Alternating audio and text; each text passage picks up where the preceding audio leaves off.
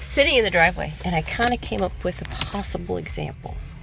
It's not really a good example, but oops, did I do something to the car? Yeah, but it's something, and that is, it's gonna sound crazy, and I don't have enough information for sure. Why is the seat pushing me in and moving me, and what the heck? I turned the car off, and I've been sitting here for a few minutes listening. First it was Everything I Do, and then it's White Wedding. And now the seats decided just to magically start moving. Anyway, it's just a suspicion, but I think Jeffrey Dahmer did what he did partially because he wasn't gay. I see why you got confused. Think of it like, you know how you hear people say, oh, they want to be like you, right? Girls love me, guys want to be me. So you think about this guy who has no friends, right? And his peers are going to be like guys. So he wants to be like guys. He wants to be like the other guys.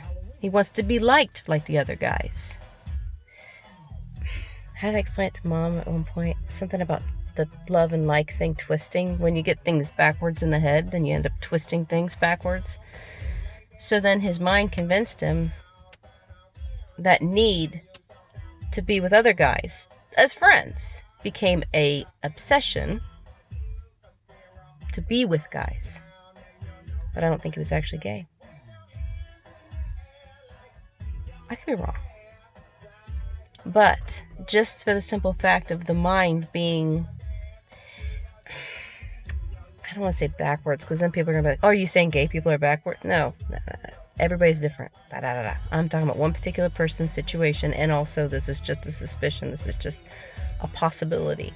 Without knowing more information about him, I can't really say for sure. But just the little bit that I know, I was watching a show the other day talking about serial killers. Actually, it was Killer Kids. I got a lot of those. Oh, man. I got notes on all kinds of them. Anyway, but the more that we search, the more we go back to the home teaching. From the home teaching, we go even further back to the origins of who we are, which, generally speaking, that's the sexual thing. Not to get all Freudian on people, but that's the sex thing. That's where the sex on the brain thing comes from. Because we do come from sex. It is the first thing that ever made sense. Life and death. Sex. Those are the first things that ever made sense. And the Jenga tower in your brain, the base building blocks are life, death, it's kind of a slash thing there, and sex. The first things that ever made sense. Which is why when we're searching for answers, we often think about, especially when we're searching, it's usually on a more kind of negative level. Like depression, searching, anxiety, and living anxiety out loud. We're actually searching. So it's not going to be about life. That's why we search for death. Or that's why we think about suicide, because we're searching for an answer. We think of different possible ways of doing it. Never actually making, I shouldn't say never, because some people actually do commit suicide. Most people do not actually make that connection of it making sense. For as wrong as this may sound, it sounds good to us, what we see in our mind of how we would do it. The idea, it looks good, it sounds good. I know that sounds kind of like on a positive side, but yeah, it kind of is. The brain doesn't look at negative and positive the same way we do. It doesn't go, ooh, negative, and positive. It just says negative, positive. That's all it is. But yeah, so when it's searching for answers, and it's usually because it's searching in that negative way. Once living anxiety out loud is not enough, like through gambling, promiscuous sex, overthinking, overeating, I should say, and all those other different things that people do. When it can't find answers there, it goes even deeper back to the home training. Like you've seen where a person says, oh, I'm an adult now, I'm not going to do the things, I'm not going to be like my mom and dad. So they took what they liked about mom and dad's way of doing things and left the other stuff behind. But the training's still there.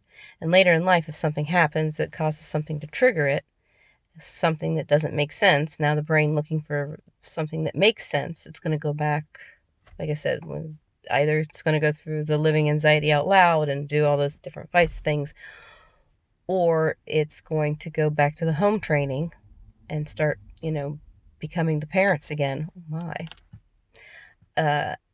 Or it's going to go even further back, and it's going to go to the origins of us, which is sex, life, death. And that's one of the reasons I think you see people who actually become like killers, like serial killers, not just killers of that passionate moment or that passionate situation, but people who actually become that. They're searching for answers.